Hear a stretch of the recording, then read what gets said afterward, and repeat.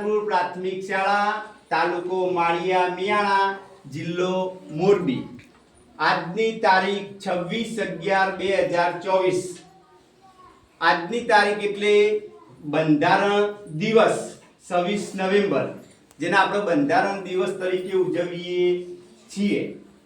Doctor Bhimrao આંબેડકરે બંધારણ લખેલું હતું। તે બંધારણ બનાવતો 2 વર્ષ 11 મહિના અને 18 દિવસનો સમય થયો હતો।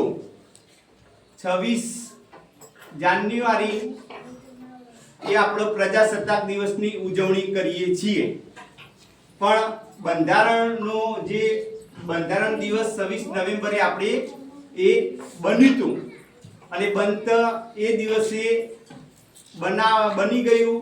એ દિવસના અનુસંધાને આપણે 26 નવેમ્બર એ બંધારણ દિવસ તરીકે ઉજવણી કરીએ છીએ।